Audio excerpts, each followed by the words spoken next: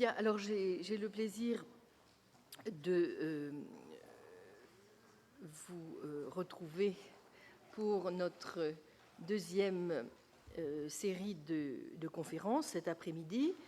En raison de circonstances imprévues, la dernière conférence a dû être annulée. Nous aurons donc seulement 3 conférences cet après-midi.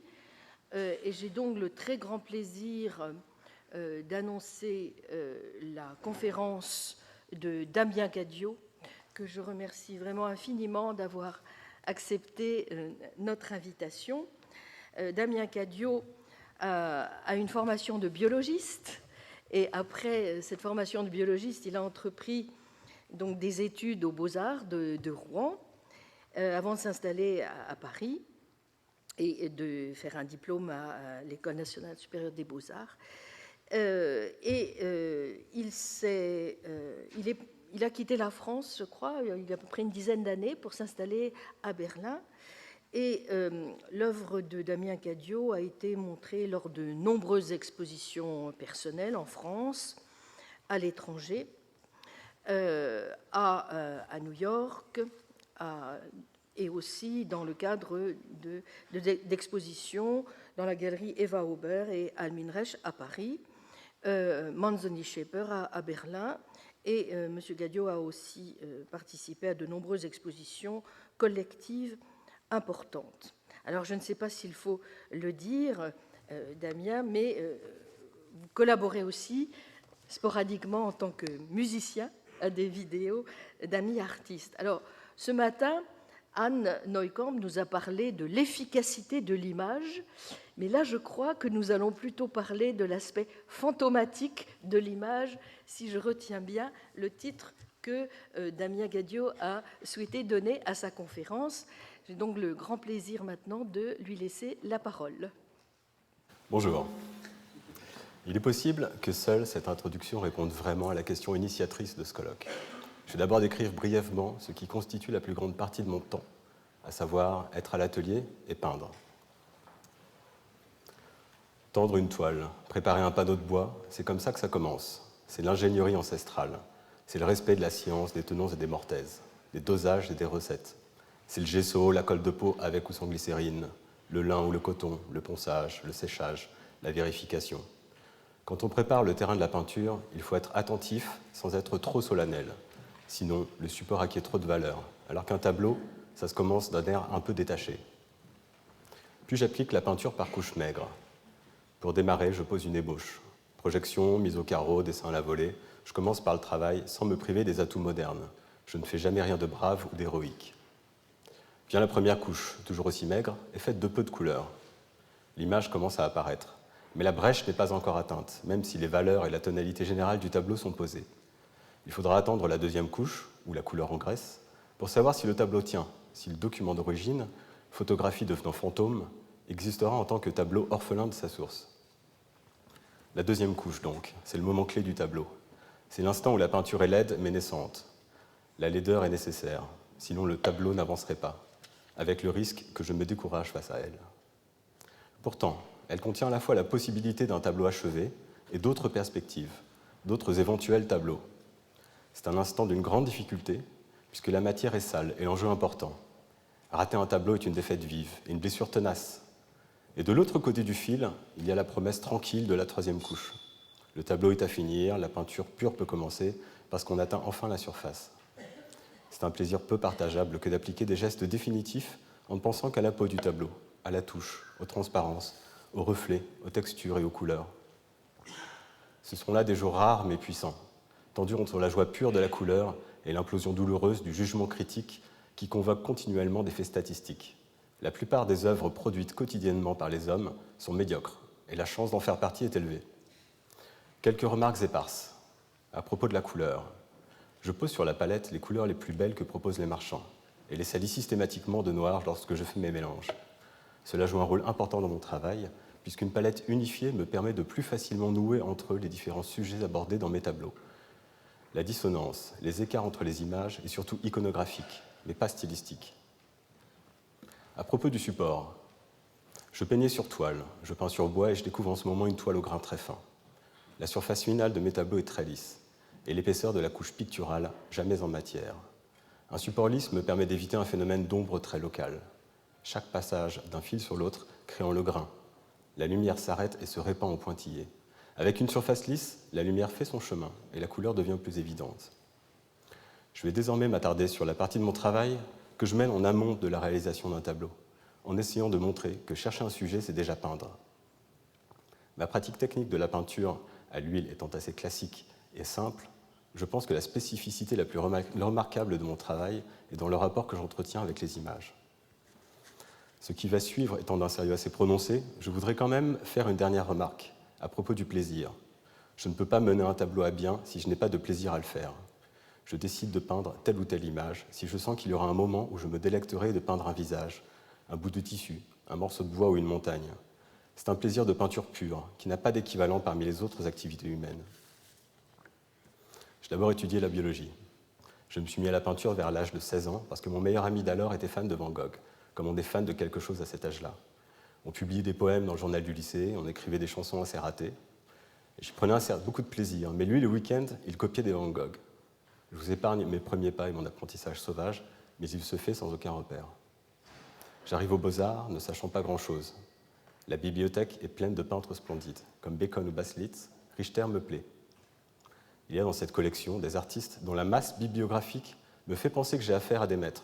Bacon et Munch, ce sont mes premiers pas. Mais arrivé aux Beaux-Arts par le contraire du destin, je me familiarise avec les héros de ma véritable formation. Je suis fasciné par Richter, par sa peinture de manière générale, mais surtout par le fait qu'il n'y ait pas de cohérence a priori entre les différentes parties de son œuvre. Comment passe-t-on de cette figuration si directe et si simple à ces monochromes gris? Comment peut-on inventer et développer plusieurs systèmes de peinture à la fois et avec autant de brio? Je fais donc le tour des livres disponibles à son sujet pour comprendre ce qui se joue ici, et je découvre son atlas. Je vois bien de quoi est constitué le livre, mais je ne sais pas quel regard poser sur ces planches. De la guerre, de la pornographie, des photographies d'objets usuels, des portraits, de la banalité, des dessins d'exposition vite réalisés. J'avais désormais en mémoire cette collection dissonante, et ne sachant pas s'il s'agissait officiellement d'art, d'archives ou d'une autre forme encore inconnue à mes yeux, la bibliothèque n'étant pas si catégorique, j'ai fait ma formation avec cet atlas incohérent en tête, comme une forteresse. Pour le regardeur, le tableau est un objet singulier et rayonnant, et sa fabrication relève du secret, malgré l'évidence physique de la chose. Il est mystérieux jusqu'à sa surface, alors que pour les artistes, le tableau résonne depuis un endroit plus lointain. Avec l'atlas, Richter nous montre ses résonateurs. Il nous propose la matière originelle même de son œuvre, sans mise en scène.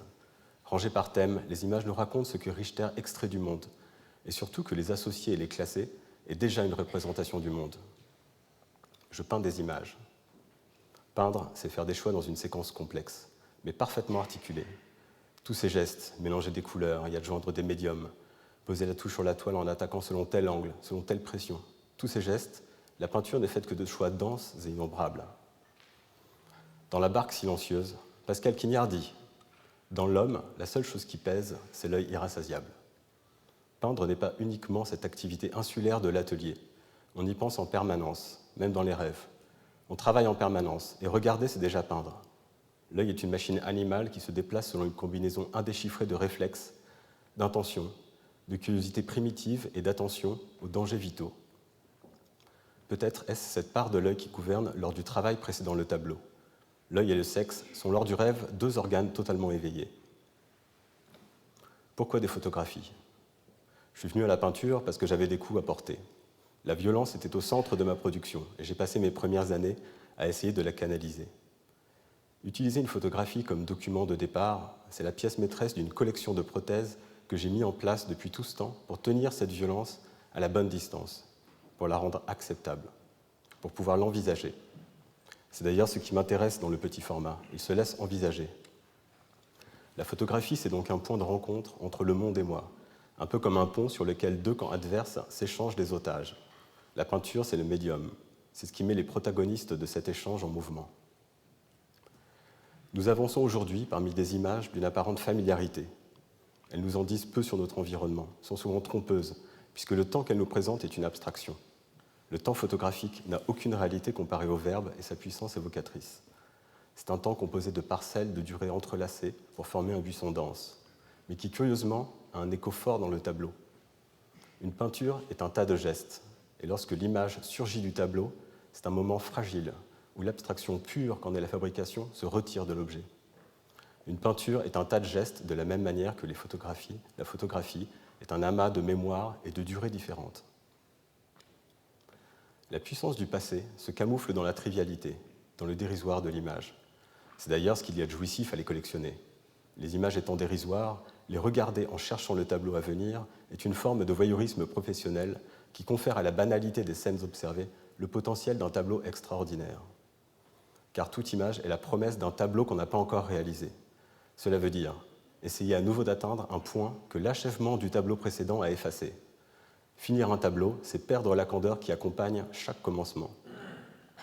Cette fois-ci, c'est la bonne. Et il n'y aura au final que satisfaction de contempler l'objet désiré, ou plutôt ce qu'il en reste, c'est-à-dire une ruine du désir de peinture. C'est ce désir qui agit lors de la compilation d'images. Comme je le laissais entendre, peindre commence à un instant indéterminé. Regarder des images, c'est déjà peindre. Ou peut-être, c'est l'intention de peindre quelque chose, je ne sais pas encore quoi, qui rend l'acte de peindre l'action cannibale du regard. Aucune idée ne préfigure mes recherches, et je ne suis jamais en quête d'une métaphore. Il y a un élan de la pensée au milieu d'un cimetière d'images, comme une traversée charognarde. Chercher des images est une prédation. Quand j'avais 6 ans, j'étais persuadé qu'au même instant, un enfant de 6 ans conduit à l'école pensait qu'un autre enfant avait exactement la même pensée. Il y a tellement d'images en circulation que nous n'y prêtons plus attention, afin d'être certains d'échapper à l'ivresse. Il y a un postulat de départ. Je trouverai dans les images qui me parviennent, à condition d'être prédateur, une forme qui contiendra intrinsèquement toutes les éventualités du tableau, une forme prête pour le transfert.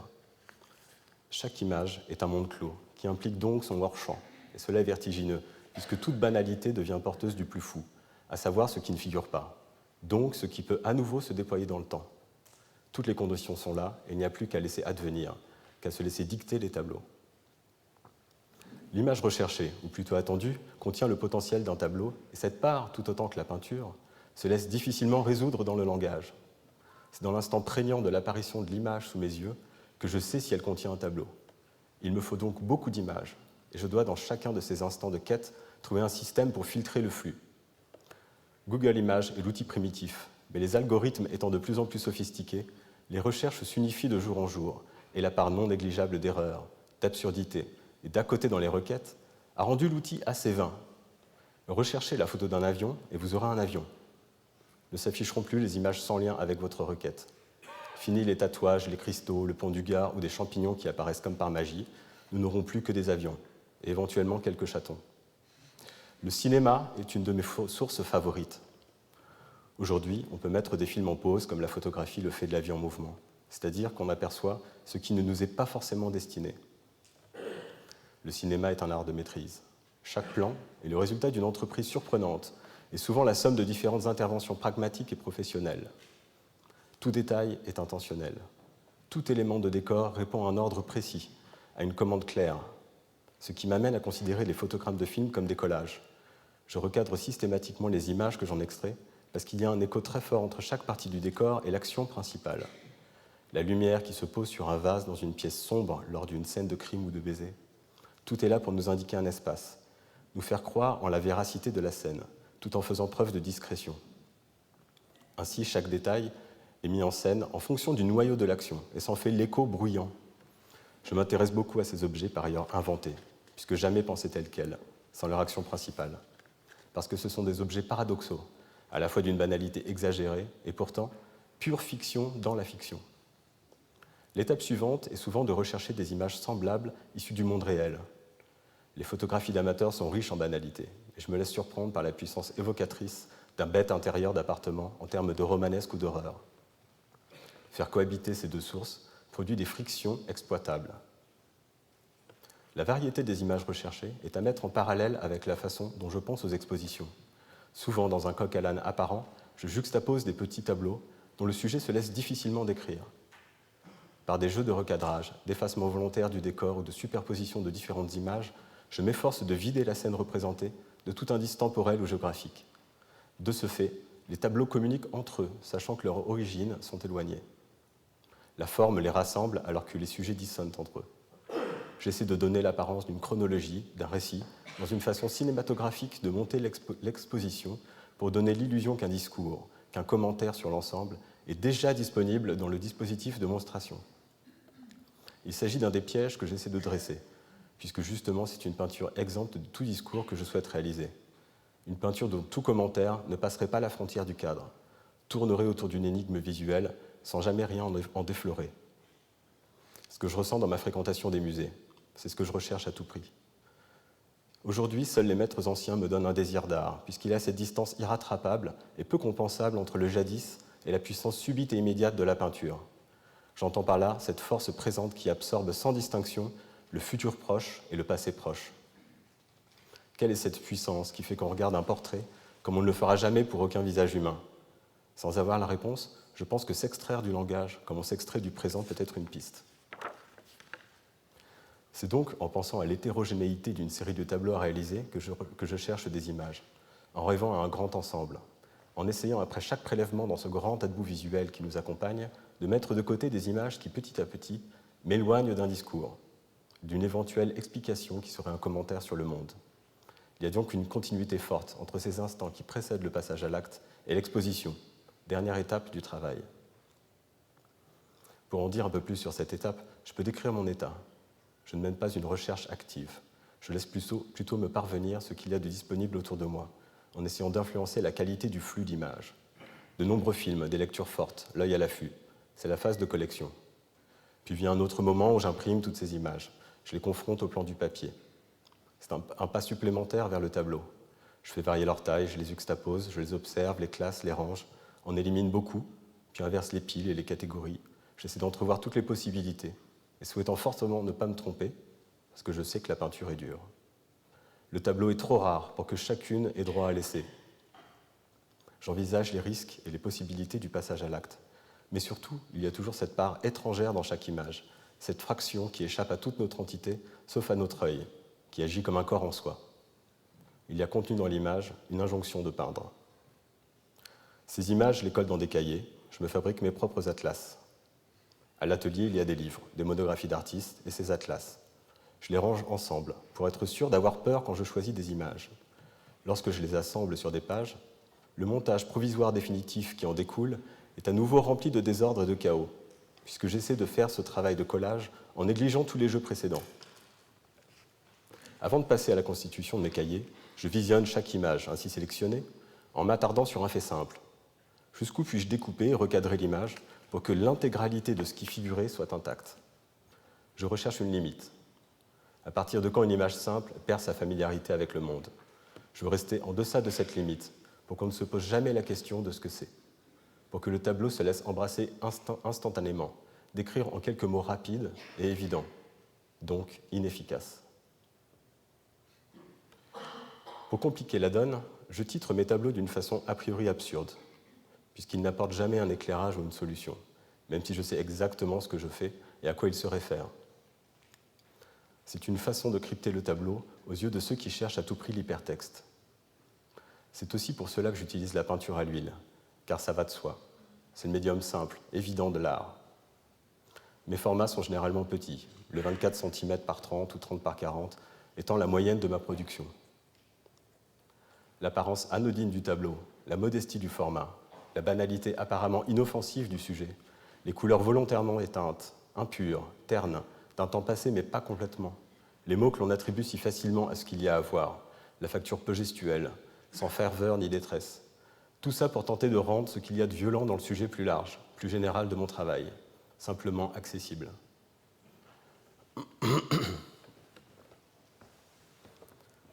Je viens de vous décrire ce qui me permet chaque jour de mettre le pied à l'étrier.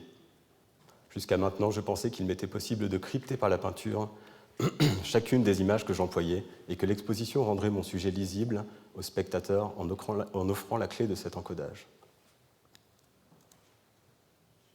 Il est important pour moi que je ne comprenne pas ni ne maîtrise ce que je fabrique exactement en termes de signification.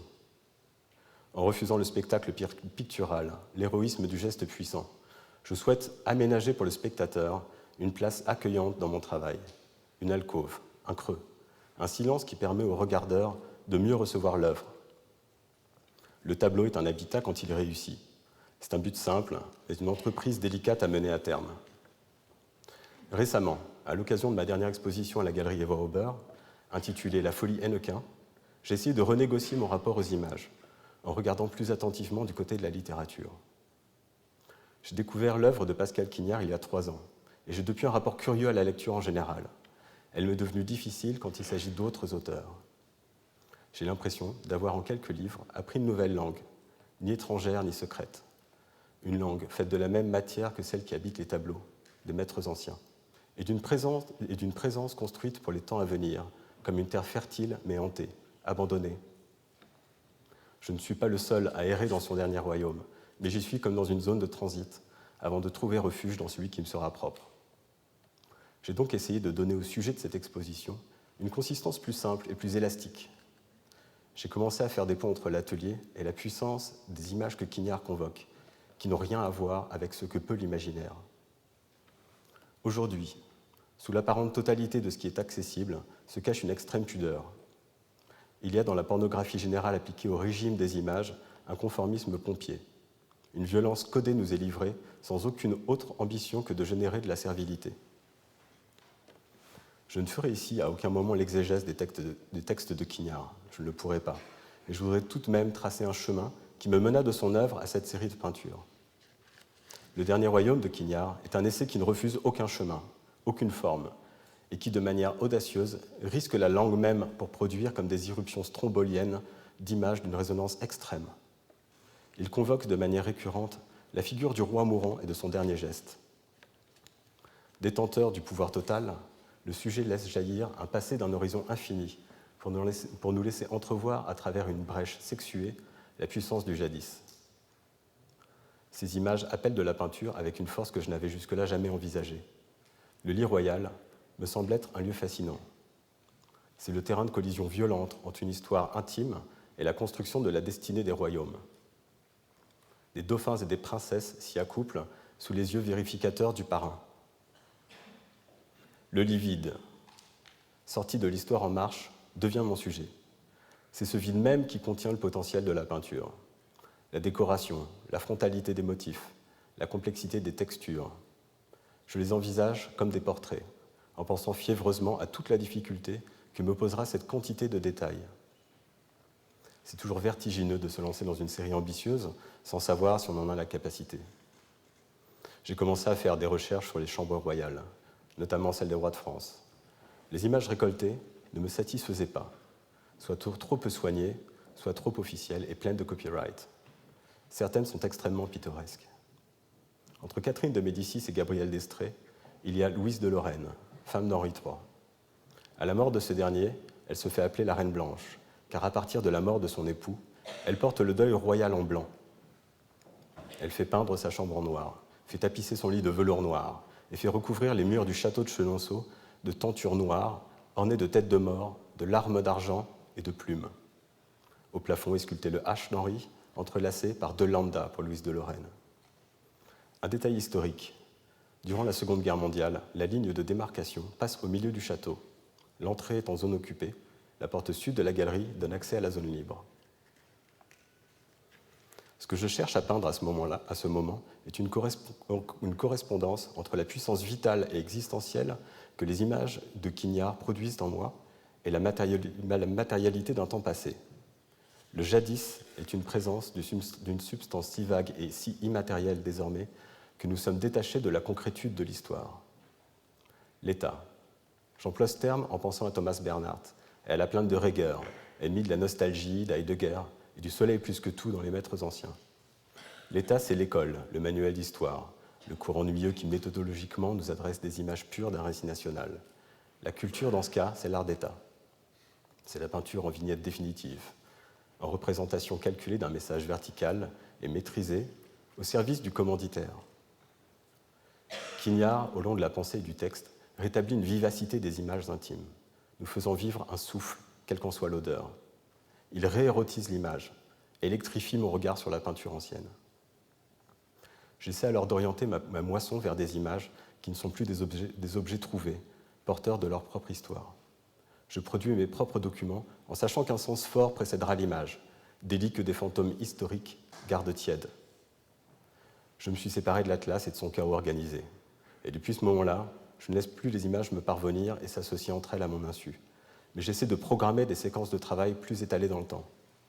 J'avais une idée très précise de ce à quoi ressemblerait la pièce centrale de l'exposition. D'ailleurs, je travaille depuis quelque temps à l'aide de maquettes, et ce quasi systématiquement, car ça me permet de réfléchir simplement, de déterminer des formats ainsi que des modes d'accrochage. En jouant avec des petites vignettes imprimées, j'ai vite su que je voudrais un espace vide et une série de 5 tableaux verticaux assez denses. Je me tourne vers le musée. Je fréquente à ce moment de moins en moins de lieux d'art actuels et visite essentiellement les musées historiques. J'y trouve le silence que je cherche et surtout l'embarras irrationnel d'être à ce point transpercé par la beauté. Rien ne va de soi dans le fait de contempler cette étrange image magique à laquelle il est si difficile de comprendre quelque chose, même au-delà des analyses iconographiques, au-delà de l'audioguide, transpercé par la beauté, dont aujourd'hui tout le monde se fiche, transpercé par le temps. Les period rooms m'excitent beaucoup par leur complexité temporelle. Reconstitution historique descriptive et inscription dans un ensemble temporel complexe s'imbriquent. Ainsi, je visite les musées au gré de mes déplacements personnels et professionnels avec un supplément de recherche. Le Rijksmuseum d'Amsterdam, le musée de l'armée aux Invalides, le Schloss Charlottenburg de Berlin, pour faire dans le local, ou le Metropolitan Museum de New York. Dans ce dernier, j'ai la surprise de constater que l'approche muséale est très différente en Europe. Ici, les tissus sont très présentables, car extrêmement restaurés. Et s'il y a une mise en scène, les papiers peints sont neufs d'époque. La plupart des matières sont reconstituées, alors qu'au Metropolitan Museum, tout est dans son jus, jusqu'aux tentures murales passées, aux broderies des fauteuils très élimés et au sol marqueté, labouré par l'histoire. Je fais beaucoup de photos, toutes verticales car mon format final est déjà déterminé. Et travailler mon cadre au moment de la prise de vue, c'est un peu comme installer un chevalet. Il y a cet étirement du temps qui nous met en relation sympathique avec l'objet du désir. Et effectivement, lors du passage à l'acte pictural, il y aura très peu de retouches sur les images. Je voudrais maintenant revenir à la peinture même, puisqu'une fois le document en main, s'agit-il simplement de peindre une image en laissant le métier faire? S'agit-il d'interpréter, de styliser, de déconstruire, de copier, de fermer les yeux sur la nature de l'image? S'agit-il d'être dans un réalisme pur et scientifique, dans un réalisme photographique fidèle, dans un réalisme pictural impressionniste? C'est en partie la peinture même qui y répond. Durant ma formation, l'école m'incitait très régulièrement à essayer autre chose que la peinture, que ce soit l'établissement ou bien les autres étudiants, pour qui le médium était caduc. J'essayais de nombreux autres médias, tout en restant attaché à une figuration quelle qu'elle soit. Même si, comme un boomerang, la peinture est toujours revenue, j'ai quand même eu maintes occasions de vérifier si un rapport aux images pures ne serait pas plus commode pour manier directement leur charge sémantique, ou plutôt pour les accommoder, comme je le fais aujourd'hui dans l'exposition, débarrasser des inconvénients si délicieux de la peinture. Il y a dans le passage de l'image à la peinture une métamorphose, une mise en chair qui lui est propre. D'une part, il y a les décisions conscientes, encore une fois le recadrage, les effacements des détails et des marqueurs temporels, le salissement des couleurs, le format, ainsi que chaque geste qui est une décision vigoureuse. Et d'autre part, il y a le travail de la peinture à mon insu, pourrais-je dire. Il y a ce qui en elle résiste au projet, à l'intention de l'artiste.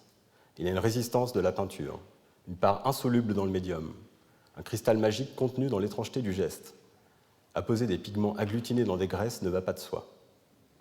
Il y a d'abord la résistance au langage, à la pensée formulée, puisque peindre est, au moment même de l'acte, une opposition au langage, voire son exact contraire, sans grammaire ni solfège. Seul l'œil travaille, comme lorsque nous rêvons. Penser n'appartient pas au même temps que peindre.